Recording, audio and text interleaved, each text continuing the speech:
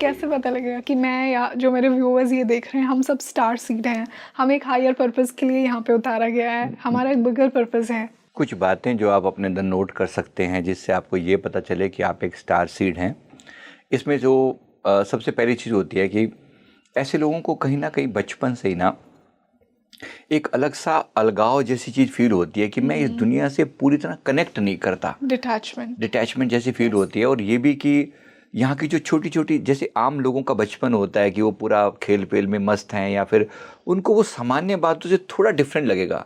They will feel they are more mature. और मुझे लगता है कि कहीं ना कहीं वो चीज़ ऐसी आती है इनको कि कहीं ना कहीं ये मेरे लिए नहीं है और मैं कुछ और चीज़ से बिलोंग करता हूँ या करती हूँ। एक चीज़ जो बहुत ज़्यादा लगेगी, अकेलापन बहुत अच्छा लगेगा इनको, सीरियसली अच्छा लगेगा। और ये कभी ना कभी भीड़ से अलग होकर अपनी अलग अलग ही दुनिया में लॉस्ट जैसा फील करेंगे।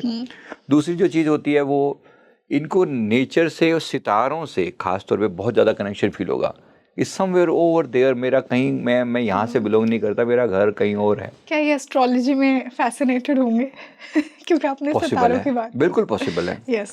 मतलब ये कहीं ना अंदर के लेवल, अब ज्ञान किसी भी लेवल का हो सकता है कि बेस्ड ऑन की स्टार सीड कौन से उस पर बिलोंग करता है।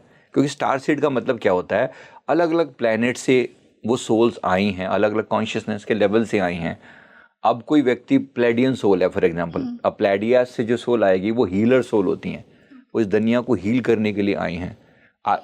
एंड्रोमेडन सोल जो होती है, एंड्रोमेडन सोल जो हैं वो दुनिया की कॉन्शियसनेस को रेज करने के लिए आई हैं। उसमें कुछ रूलर सोल भी होती हैं, मतलब वो हो सकता है वो पॉलिटिकली स्ट्रॉन्ग हो या वो नॉलेज के लेवल पर बहुत स्ट्रॉन्ग हो, ऐसी सोल भी होंगी। इसी प्रकार से अलग अलग जो जो जो लेवल की सोल्स होंगी ना, वो सीरियस बी करके प्लेनेट है, वहाँ से जो आते हैं उसको सीरियन सोल्स बोलते हैं, SIRIUS, तो सीरियन सोल्स बोलते हैं। कैसी होती है सोल? ये सोल जो है ना, ये सोल होंगी, ये अपने फील्ड में एक्सपर्ट होंगी, साइंटिस्ट टाइप के सोल भी होती हैं। तो इस टाइप के सोल्स को एक कॉम्बिनेशन के रूप में उतारा जाता है। नहीं, आप देखो कोई एक व्यक्ति इस धरती पर, एग्जाम्पल के लिए लोगों को बना रहा हूँ ताकि लोग कनेक्ट कर पाएं, कोई एक व्यक्ति धरती पर, जैसे एल्बर्ट आइंस्टीन ने पूरी थ्योरी ही चेंज कर दी, आर्यभट्ट ने पूरी की पूरी थ्योरी ही चेंज कर दी, एक पूरी धरती का, पूरे लोगों के सोचने का अंदाज बदल डाला। इसी तरह से ये जो सोल्स होती है ना, ये कहीं ना कहीं उस हायर लेवल से आती हैं। तो ये पहले भी आ चुके हैं। तो अब देखा जाए तो एक व्यक्ति, जैसे हम अपनी लता मंगेशकर जी की बात करें, ये भी एक डिवाइन सोल के रूप में आई हैं, जो कि अंदाज बदल देती हैं। उनसे पहले और उनके बाद बात वहाँ से शुरू होती है कि जिन्होंने ऐसा संगीत का वो चेंज किया, मतलब लेवल चेंज किया। अब बात उन्हीं के रेफरेंस में होती है, लता जी से पहले और लता जी के बाद क्या है, वो सोल आई हैं, किसी डिवाइन पर्पस के लिए आई हैं। तो आम तौर पे इनका गंधर्व लोक होता है, ये गंधर्व लोक से ये सोल्स आती हैं, ऐसा सोचो आप इनको। तो ये अलग अलग हो सकता है, आप और हम भी किसी मोटिव से आए हैं, क्योंकि सबसे आप कनेक्ट नहीं हो पाओगे। जो आम लोगों की जो होगी ना, जैसे अब आपको पार्टी वार्टी ये सब चीज़ें, कहीं ना कहीं आप इनसे डिस्कनेक्टेड फील करोगे कि नहीं, मज़ा नहीं आ रहा वो सब चीज़ों की। जो लोगों की चॉइस है वो मेरी नहीं है, आई एम डिफरेंट। और ये जो चीज़ अगर आप फील कर सकते हैं, डेफिनेटली क्वाइट पॉसिबल कि आप भी एक स्टार सीड हों। ऐसे लोगों को एक धुन सवार होती है दिमाग में, एक अलग सी धुन होती है, और वो दुनिया से बिल्कुल मैच नहीं करेगी। उनकी चीज़ें ज़रूरी नहीं कि बिल्कुल मतलब डिस्कनेक्टेड से फील करेंगे, लेकिन एक धुन में अपनी चलेंगे। बस मुझे ये करना है, मतलब करना है, क्यों करना है, कैसे करना है, वो अपने आप समय बताएगा, but they are incline towards a purpose. ये बहुत बड़ी बात होती है। अगर ऐसा कोई भी, अगर आप लोग भी ऐसा फील कर रहे हैं, तो क्वाइट पॉसिबल कि आप एक स्टार सीड हों या एक डिवाइन सीड हों, किसी विशेष पर्पस के लिए आए हों। और आप भी कहीं ना कहीं इस दुनिया की कलेक्टिव कॉन्शियसनेस को रेज करने आए हैं। वो 3D से 5D के ट्रांजिशन का पार्ट बनने आए हैं। यस। और हर व्यक्ति को अपना अपना रोल जरूर प्ले करना चाहिए। ऐसा व्यक्ति हो तो इस व्यक्ति को और फर्दर गाइडेंस के लिए अपने डिवाइंस को जरूर अप्रोच करना चाहिए। उसके लिए क्या है, ब्रह्म मुहूर्त में उठ के प्रार्थना अवश्य करें कि मेरे जो भी डिवाइन गाइड्स हैं, जो भी मेरे एंजल जिन्होंने मुझे भेजा है, please align me to my divine purpose. आप उनसे प्रार्थना करते हो कि मुझे अपने पर्पस से अलाइन करो। हम हमेशा अपने गुरुदेव के आगे मैं प्रार्थना करता हूँ, प्रभु जिस कार्य के लिए भेजा है उस कार्य को किए बिना मैं मर ना जाऊँ। मतलब I should not be dying before I do that, perform that task जिसके लिए मैं आया हूँ इस धरती के ऊपर। मैं ऐसे नहीं आया, I am here for a purpose. मुझे इस संसार की जो सामान्य सांसारिक डिज़ायर्स हैं उससे कोई खास कंसर्न नहीं लगता। और दुनिया पता नहीं क्या क्या मांगती है, ये हो जाए वो हो जाए, ये लग्जरी हो जाए वो लग्जरी हो जाए, कुछ खास नहीं लगता। बट ठीक है, हाँ टेम्परेरी काम चलता रहे, बस इतना इतना बेसिक सा बना रहे। लेकिन तो पर्पस दिमाग से हटता नहीं है, ऐसा है तो बड़ी बात है। तो और मांगना भी चाहिए कि मुझे गाइडेंस प्रदान करो ताकि मैं नेक्स्ट लेवल पर जा सकूं। और ऐसे डिवाइन बीइंग जो भी होंगे ना, इनको कनेक्ट किया जाता है कुछ खास लोगों से। तो लिटरली ऐसा लगता है कि जैसे आप इनसे मिलाए जा रहे हो, आप जानबूझ के इस जगह पर भेजे जा रहे हो, आपको एक फील्ड की तरफ धकेला जा रहा है। आपकी चॉइस नहीं भी होती, लेकिन आपके मन में जानबूझ के एक चीज़ के प्रति चॉइस पैदा कर दी जाती है कि दिस इज़ फॉर यू। और फिर आप उस फील्ड में अपने आप को अलाइन कर लेते हो दोबारा से। ऐसा लगता है कि now this is my new identity.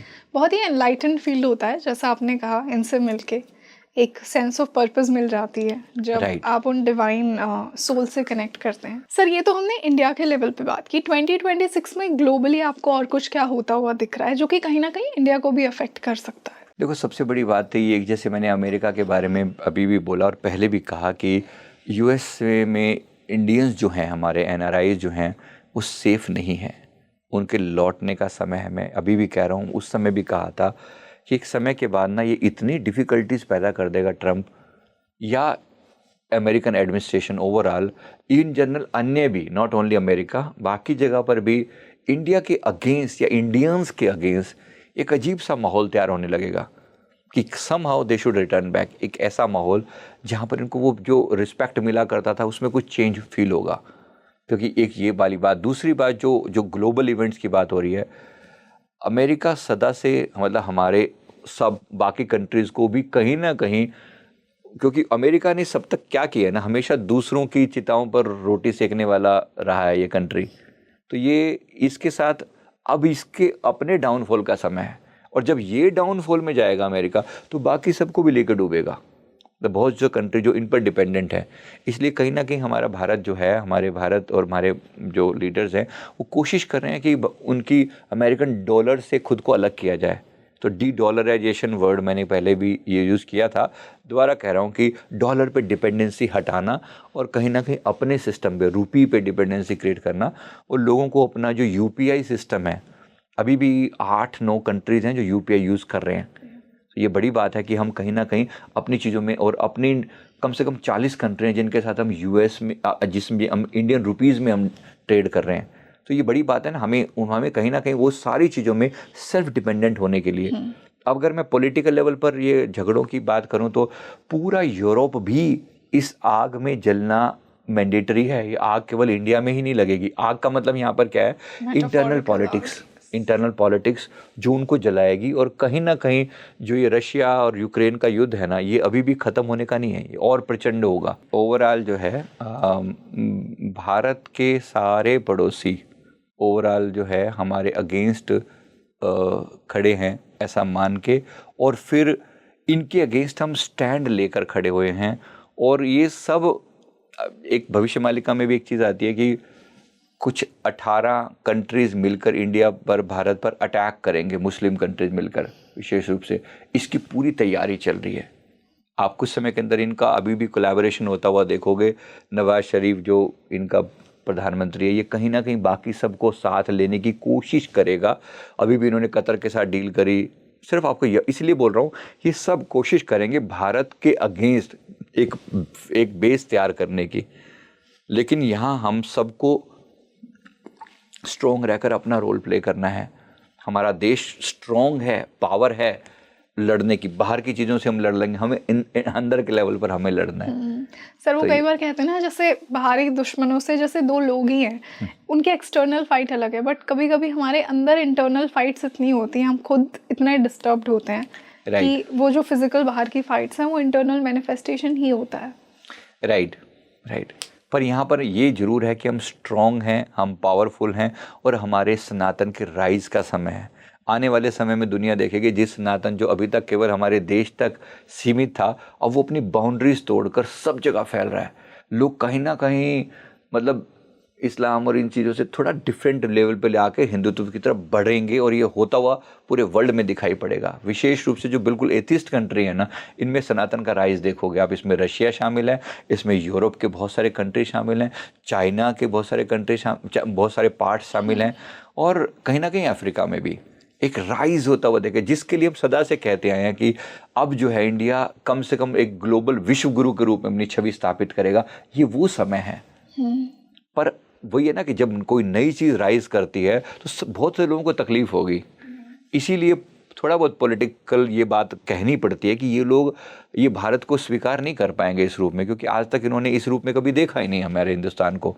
अब देखना शुरू करेंगे तो यहाँ पर हमारी स्ट्रेंथ के सामने इनको बहुत तकलीफ होएगी, और इस वजह से ये अटैक करने के चांसेस हैं। और ये अटैक एग्जैक्ट 2026 में तो नहीं लग रहा, लेकिन अभी तो ये पॉलिटिकल वे में जाएंगे। 27, 28, 29 तक ऐसा दिख रहा है कि इस सीरियस लेवल पर कोई बड़ी जो है ना जंग में हम लोग उलझेंगे। ओके।